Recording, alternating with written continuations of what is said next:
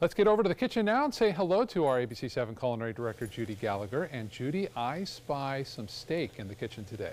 You spy correctly, my friend. And I figure you've been working extra hard on that 4 o'clock news too, so you deserve a good steak sandwich, Scott.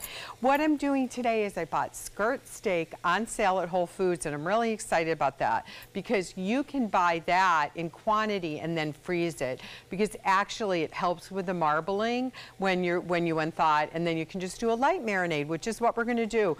We're basically just going to take some good quality olive oil, and we're going to sprinkle it over the steak. We're going to use this blend of rosemary, sea salt, and basil salt from the Spice and Tea Exchange, but you can use any type of coarse salt. Let's let that sit there, room temperature, for about 20 to 30 minutes, and then we're going to put it in the griddle pan and wait till you see how we're making these awesome steak sandwiches today, just for Scott Dennis.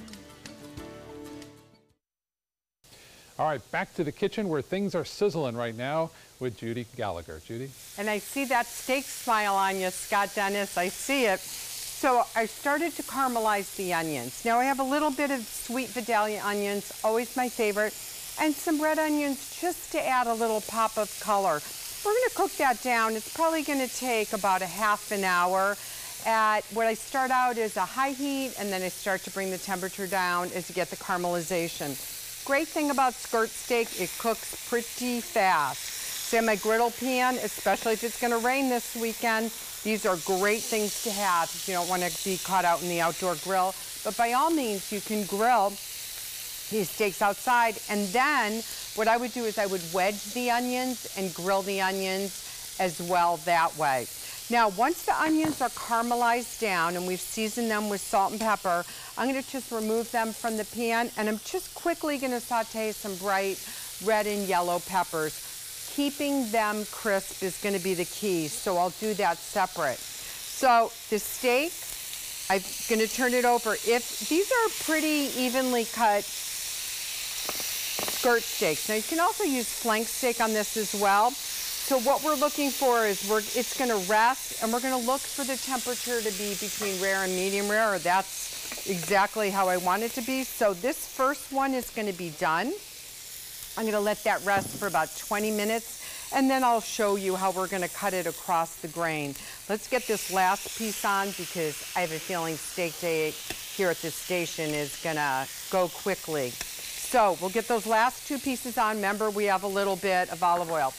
Here is my new thing. So many times when I'm making sandwiches, I notice we tend to take the middle section of the bread out. We want that crusty part, but we don't want that extra little bit of carbs. I've got the ultimate new thing. It's not a roll. It is basically a bagel, but they're called baguette bagels, and it's my new favorite thing. So they come plain, or you can get the mixed seed. So I have the mixed seed right here. I have just sprinkled some olive oil on it, and because the steak itself and all the other flavors are going to marry together, I don't need to season anything like sea salt on the bagel. It's going to go a high oven, and we're just going to toast that up. Let that just get brown around the edges, get the crispness. Then what we're going to do is when we come back, we're going to work on the trendy potato salad this year, and that's smashed potato salad with a little yogurt horseradish sauce. Something you can make the day before and it'll last up to 3 days. Come back, we're having steak sandwiches and some smashed potato salad in just a few minutes. Scott, it's coming along really well. So we toasted up those baguette bagels, left one untoasted if somebody doesn't like crunchiness. It's going to be a softer version. Think of this between a baguette and a bialy. So you got that crunch with it and just really good texture that's going to make a sandwich. The onions have caramelized really beautifully. I grilled the peppers right on the griddle pan, so they're going to be ready to go, and we have some fresh arugula. Now let's talk smashed potato salad. Red potatoes, skin on, makes life so easy, right? So now what you want to do, I have some vegan horseradish mayonnaise that I had in the house, so we're going to go ahead and add some of that. Or you can just use regular grated horseradish if you'd like, or prepared horseradish, which means it's already grated. To this, I'm going to take about 2 very large scoops of Greek yogurt. Want a little fat in the Greek yogurt. Don't go non-fat because we need some texture to that. So I boiled the potatoes with lots of salt in it because that's how they absorb the flavor of the salt. Drained and smashed right away. Last night I added a little sour cream and the horseradish to get the flavors marrying. Now what I'm going to do is I'm going to add, you can add grated onion, but I like a little texture. I don't want everything smashed.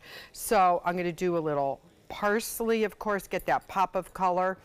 But I did grate the hard-boiled egg.